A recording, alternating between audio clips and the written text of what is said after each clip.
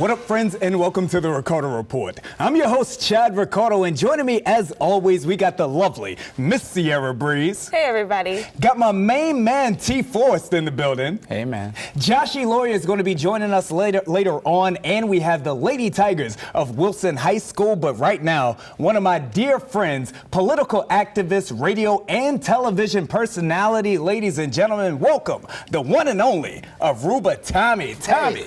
Hey, Chad. Welcome to the RICARDO Report, brother. Thank you. That is a nice jacket you got on there. I must say. Now, I give it up for Why Not Boutique. there we go. Well, there we go. Listen, Sierra and T, me and Tommy, man, we go way back. What you all may not know is that I say this every week. We may not be here if it wasn't for Tommy. He really helped shape and mold me in my early career in television personality. Tommy, thank you very much. Hey, Chad, I love it.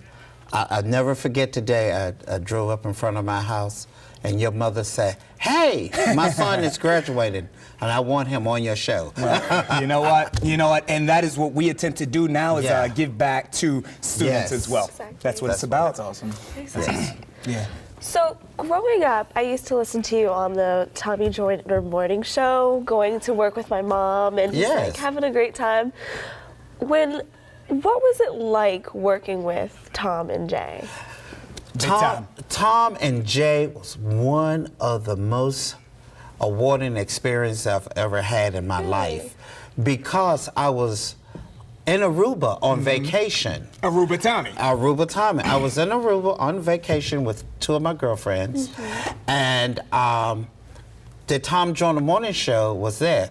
At the time, it was now it's the Tom Joyner Morning Show cruise. Right. But at the time, it was the Sandbag Music Festival. And I had gone down to the Sandbag Music Festival in Aruba. And I was having a great time, and everybody was taping the show, and Tom asked, do you have radio experience? And I said, oh, of course I do, way over 10 years. And he said, what do you do? I said, I cut the radio on and off every day. My man. And that, it started my career. And that's all they wrote. That's all it was. I got a job right on the spot. It's amazing. And speaking of radio, I know you transitioned to TV eventually, and you go way back with Roland Martin. Yes, Roland and you I guys go were back to working the out days together, right? of Chicago when he was with the Chicago Defender. And now being on TV One with Roland. What's that like? It is fantastic. Such a brilliant person, and I am such a political buff. Look, you got politics covered, brother. You got radio, you got television, you got all of that. It's time for you to step into the RICARDO Report Hot Take of the Week. Are you ready for that? I'm ready. All right, now look, we got one. This is a big one, and so I really want for us to address this and take it on. This one's coming from Sharon Smith. This came from Facebook. For everyone watching at home, you can reach us on Facebook as well as on Twitter at the RICARDO Report with your Hot Take of the Week. We may read it on air. Sharon Smith said this. She says, my son is a rising senior. He plays football for his high school team. He was told in confidence that one of his closest friends also on the team is homosexual. The young man has been struggling with his identity. He's popular, and he is concerned that his teammates may treat him differently if they know the truth. She says that I told my son that it's 2017. Michael Sam came out of the closet. He should be fine, right? I guess the question is in the high school environment that is set here, is it in the young man's best interest to reveal his truth, or is it in his best interest to conceal it? You go ahead. Go ahead. You want me to take this? Yes, I want you to take that one first. I think.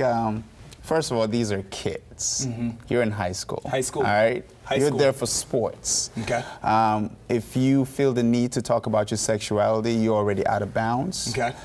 You're there to play a game. Now, if you feel that need, the consequences are up to you. Yeah. Now talk to me about that. What do So you mean by what I mean is, don't nobody need to know what you're doing. All right. But if you're going to put it out there, you got to be ready for the consequences. And that could be positive, that could be negative. I don't think anybody should judge anyone based off of that. But if you put it out there, expect the worst and the best. Okay. It's not a point of putting it out there. Right. The point is be who you are. Right. If they know that you are, you don't have to be the manly man and say, I'm the team captain and I got all the cheerleaders and all the girls around me. Right. And, you know, and then at night, you're something different. Correct. Right. So I'm like, be upfront, be honest. I played high school sports. I played sports in junior high school. I was the best. And I've been gay since I've been old enough to spell it. And I've been out all of my motion picture career. Right. So how was that? How was that for you? Right. How was that for you? And I didn't have a problems with teammates because they were like, when you saw the report, I got into bullies and fights. And I didn't have a problem whatsoever. And I'm pretty sure you got the negative and the positive. I got both, Yeah. but I had a great support from my family. I had a great support from friends. Even the principal of my school said, look, Tommy, I want you to be a patrol officer because you beat up someone who was bullying you. Right. Well, and that's real, but let's as much as it is 2017, I think that we can't look at this with rose-colored glasses on. You know, I mean, I think that there can be times in which a student athlete could make their life that much more challenging when faced with those same bullies, if maybe they can't take it on the way that you did. Right. No, go ahead. Well, you know, a lot of kids, especially now, are being bullied. They run into a corner. Correct. They commit suicide. Absolutely. They're Correct. doing a lot of things. If this person is playing ball, gay people have been playing sports forever. Yep. Correct. I mean, I can take you all the way back to the days of Carl Lewis running track. In the 80s, when there was a cowboy fan, he was a Dallas Cowboy who came out the closet. Correct. Now, so After he got caught first, but he came out. See, we're basketball reference. We got the 24-second shot clock here. You're a student athlete. You're in high school. A teammate comes out, expresses himself. How do you deal with it? Oh man, that's up to you. I'm not necessarily an athlete, but I'm in an industry that has a lot of homosexuals as well. I'm a dancer. You walk into a dance room, you see a whole bunch of male dancers. They're probably gay, or most likely, or whatever. It's your business, bro. I personally don't care. I don't think anybody should. But and this is what I dislike. Everybody think that because you're a dancer, you're a hairstylist, you're a makeup artist, you're gay. Right. But tolerance. gays have been playing football for a long time. They're some of your best basketball players. I'm a dancer. I'm not gay. There we go. Are gay. Yeah. I used to do MMA. I used to fight, and one of the best fighters that I worked with was gay. So you don't have to. I just don't think anybody should Some care. of the best judges and anybody congressmen on Capitol Hill are gay. Right. It doesn't matter what they feel is. Everybody asks me all the time, Tommy, do you do hair? Do you play the piano at church? No, you work in politics, television, and radio. Right. Listen, we got to get out of here on that. That was a heck of a segment right there. Excellent conversation. We believe in tolerance here. We believe in tolerance. We promote it. Tommy Bennett, thank you so very much. Hey, Chad, anytime. Thank And you, I want to man. come to your dance class. Okay. But nobody asked me what sport. Nobody asked me what sports did I Tommy, play. that's because we got to get out of here. Well, I played jacks. You all keep it locked right here. The Wilson softball team, Lady Tigers, are next on the RICARDO Report. He played jacks. Tommy.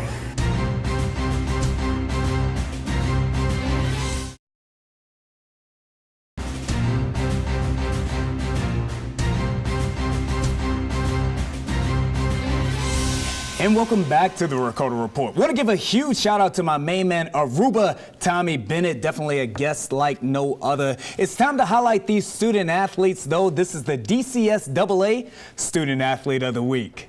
This week's student athlete is Miss Nile Brown. She is the winner of the 100 and 300 meter hurdles, and she's a student athlete at Archbishop Carroll. She's also a tremendous young lady. Definitely keep your eye out on Nile Brown. Now, though, speaking of student athletes, we want to bring to the show the wonderful, wonderful young ladies of Wilson Softball, the Lady Tigers. Welcome to the show, guys. Welcome, welcome. Thank you. Yeah, appreciate it. Now, official introductions. This, of course, is head coach Kelsey Curran and Nora Parisi. Did I get those right? Yes, you did. Look, I want to speak to you all because the other thing, we covered the DCSAA track championships last week. The boys and the girls, they took the medals in terms of the teams overall. You all, four-time city champions. What are you all eating for breakfast out there at Wilson? No. What does it take to be a champion? Me? Well, these girls work really, really hard. This is only my second year as head coach, but even from last year to this year, I've seen huge improvements over them, and they've just done a really, really good job of working together as a team and really just working on those little things that really make a big difference in big games like that. So amazing. Yeah. So you guys went to Cuba, and you had planned to do all of these different service activities. What did you guys plan to do, and what had you done, like, to help out the people of Cuba? We had plans to do clinics there. Those actually fell through once we got there because we had to plan them in advance. They didn't end up working. You made an adjustment. But we made adjustments. We got to meet the team one of the teams that played in Cuba, and we also donated a lot of equipment, and we had time with kids there in this like community center. Outside of softball. Yeah, that's really cool. Did you enjoy the trip? Yeah, I really enjoyed it. That's the important part, right? If you went and didn't enjoy it, I don't want to go. Exactly. Absolutely. But what, I know you all do this. Like, this happens, it's not the first time, right?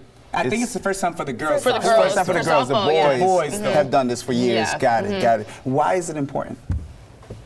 I think that it really was huge for the girls because they were the ones that had said, hey, the boys have been doing this for so many years. Why aren't we going? So they really wanted to step up, and they brought to the table, said, hey, we want to do a trip. We want to plan it. And Cuba kind of popped up, and their eyes lit up, and they got really excited, and they thought that would be a great idea just because they know baseball is really big in Cuba, so softball kind of, they go hand in hand. So I think it was kind of one of those things that it was just, it felt right for this year to really just jump in head first, and just go for it. So I think that's what we did. Yeah. We're strong advocates of Title IX right here at the Report, I can tell you. Shout out Mayor Bowser. Listen, so I know that presently softball, it's not an Olympic sport as of right now. Is that correct? That's true. But so when we do things such as this, how do we help take steps closer to that becoming a reality? Well, the reason why softball isn't in the Olympics is because it's not big all around the world. Globally. So so like by going to other countries, we're introducing not introducing it, but like we're making it bigger and showing that other countries do actually play softball. No, you're like an official spokeswoman right now, you know? I love it. No, you're doing a great job. And I know, again, life is about so much more than just sport. A trip like this, in you all's opinion, how can it change not only you all's lives, but also the lives of those that you come in contact with? I think for, like, as a coach, seeing it with the girls, yes, we practice together all the time. Yes, they see each other in school, but we have freshmen all the way up to seniors. I think it was the first time they'd all really spent that much time together, and then we were together 24/7 for 7 days a week. And you know, as a coach, I was a little nervous going with high school girls down to country, like far away. Going far away. Never had that much interaction with each other, but like. They said they grew together so much as a team. They really enjoyed themselves. Like, they just dove in head first and enjoyed the culture of Cuba, enjoyed just softball as a whole. So I think it was something that really brings a team together for sure from start to finish. So one question: what's the weather like? It was beautiful. It was so nice. I'm not enjoying DC weather right now. Yeah, so. maybe 5 minutes of rain for like the whole trip, and the rest it was beautiful. Hey, Chad, I guess we know where we're shooting the next episode in Cuba, right? Can the station make that happen? I agree. Can we be in Get on Cuba? that. Okay, cool. I'm just gonna shut up. What we know is that trips such as this, you know, they don't come for free. There are a lot of resources that also need to be put in. Are you all planning on doing something like this again next year? And if so, for anyone out there that's watching that wants to help out, how can people in the community help you all help someone else? You can talk about that. There we go. They did the legwork for this. This lady over here. Yeah, so we've been saving up money for the past like 2 years, or 1 or 2 years. Really? We've been selling donuts from Krispy Kreme. Okay. We like buy them and then. Wait, so athletes selling donuts. Yes, yeah. How's that? How ironic. By 3. So we've sold like over 2,000 donuts now, and that's how we've made most of our money. Do you all have a website or anything like that for anybody, any donors out? Look, out here in the district, there's a lot of people that may want to help out. You know, they could be watching now. they Donut should. lovers. We don't really have a website. We set up a GoFundMe though. Okay. That got us about $2,000. Really? Yeah.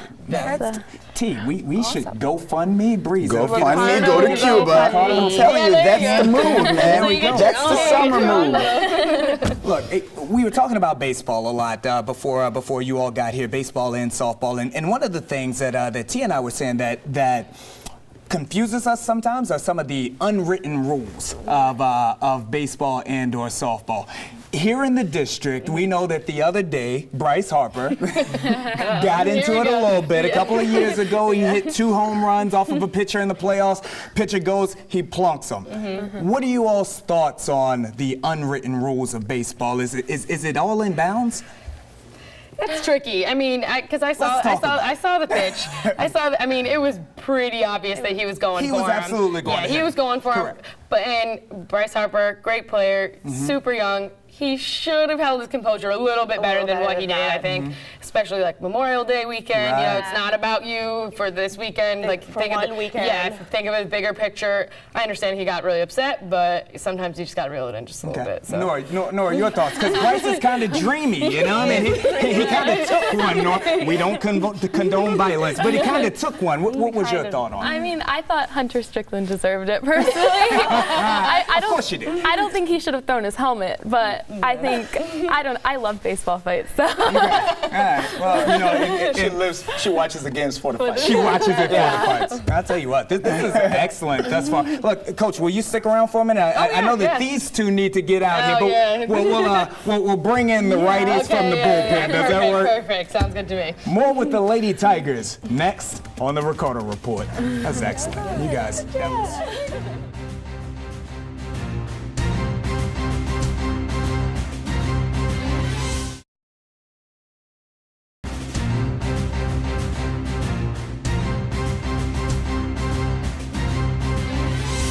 Welcome back to the RICARDO Report. Here right now with the Lady Tigers of Wilson. Got a couple of new people to introduce to the desk right now, though. First and foremost, Miss Sarah Thompson, welcome to the show. Thank you. Thank you very much for coming on. And Breeze, Joshy Laurie found us here. Looks so different. He doesn't have on a jersey today. I know. Man. What Mama is said up? she needed an episode she could show her friends. So. That's really cool. All right, now, my first question, I'm a child who grew up on a couple different continents, so what I want to know is how was it for you guys interacting with people from a different culture? I think it was super awesome. The people there were so friendly and so welcoming, and it was strange because a lot of them said that they don't see a lot of young people around because the border just got opened, and so I think having like a positive interaction with Americans was super important because now they have a better idea of like what Americans are like. So I know that Josh has another one, but what was that like? Like, internally, mentally, did you have trepidations about the fact that you all were going down with the border having just been opened? Did you see yourselves as, like navigating a new course? I mean, you what guys were you were thinking? pretty much taking the first steps there. It's a brave new world. Yeah. Right. I think it was one of those things that we didn't really know what to expect. So kind of going into the unknown gives you a little bit of butterflies, but I think we were more excited than we were nervous. I took all of them down by myself, and I met our athletic director and our tour guide down there, so it was just me with all of them in the airport. And That must have been we didn't fun. know, but they did a great job. It was super They easy. skirted all the responsibility and said, "Hey, coach." Exactly. So no, once we got down there, I mean, like she said, everyone was super friendly. I mean, none of us really spoke that much Spanish. Was that hard? It was tricky, but Yeah. I mean, you made do. You figured it out. We did the best we could for Also, sure. pointing so. helps a lot. in Yeah, my yeah, experience. lots of pointing, lots of gestures. Yeah, so for sure. Yeah. Josh is still grasping the English language right now. So Funny. All right. Now, my second question is: looking back on this past season, you guys were successful, won the public school title, got to the state championships. So, what are you going to take away from this season?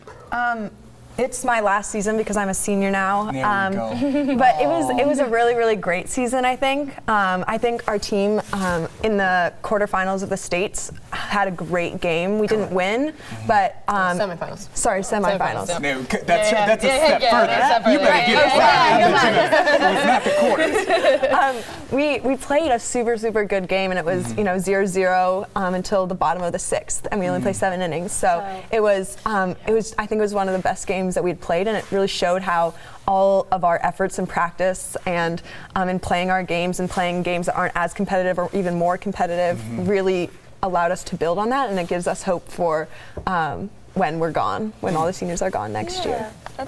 Speaking of that, what are you guys planning on doing in the off season to So get we better? usually start doing like workouts in like the actual gym and stuff, starting in like November, December-ish. So we like get in the weight room and do stuff like that. So you're on the grind all the time, and I mean, Absolutely. and that's really what makes the difference in those big games is you've been playing not just in the Preparing. season. Yep, you're preparing the whole way through. So I think that's really key, and they know I always bombard them with videos and watch videos, watch this video, watch this game. So yeah, stuff like that I think really kind of makes that difference, gives you a little bit of edge. Now, Sarah and Breeze, I know that, like you said, you're about to graduate now and move on to the next level.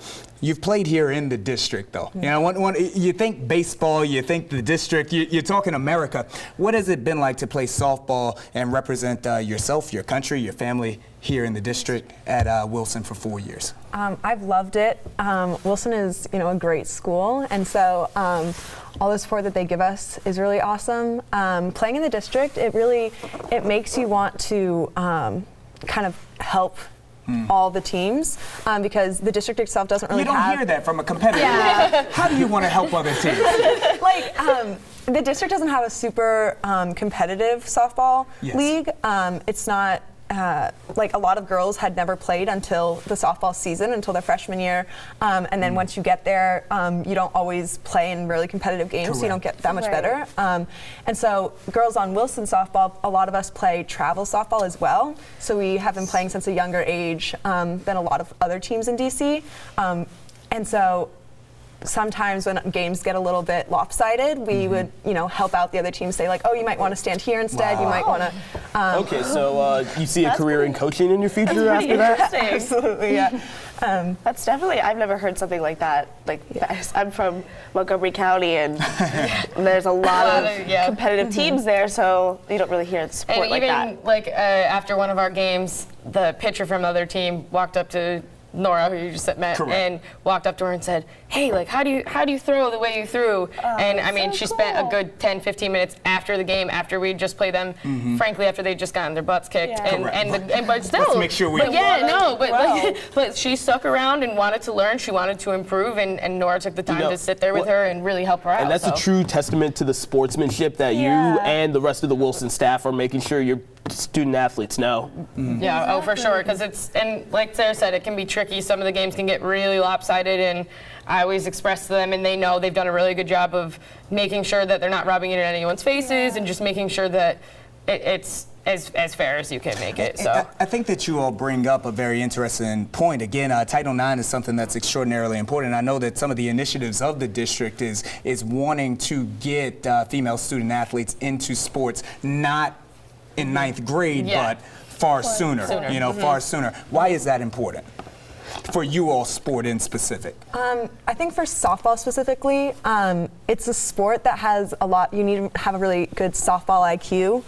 So it's a hard sport to understand, like conceptually, like what all the rules are and where the play is and stuff like that. And then there's also a ton of skills that are involved. You know, there's throwing, catching, hitting, running, and so all of that, it just takes a long time to kind of learn and master. And so I think starting at a younger age, even just, throwing in the backyard, like with your parent or with your brother or your friend, just doing that from a young age is really helpful. Watching on TV, watching baseball or softball on TV to get your softball IQ up. Really? Yeah. Okay. Yeah, because we were just talking about that on our ride over. We were saying how important it is that girls in the district start sooner. The earlier you start, the more you can learn, and by the time you get to me as a varsity coach, I don't have to teach you how to catch and throw. You already know how. I'm teaching you the strategic part. I'm teaching you the more advanced parts of softball. Yeah, for sure. We're Exactly. polishing the game as opposed to teaching it. Exactly. That's So what you it's a are. big difference. Look, you all have been an absolute pleasure. Thank Wonderful. you all so very much for Appreciate stopping by it. the show here today. Thank you so much, Man. seriously. Well, on behalf of you two, as well as on behalf of Nora, on behalf of Aruba Tommy Bennett, the RICARDO Report team, T-Force, Josh E. Lori, Sierra Breeze, thank you all very much. I'm Chad Ricardo. We'll see you all next week. That's great. Thank you. No, we wanted to make sure that got in there. Really.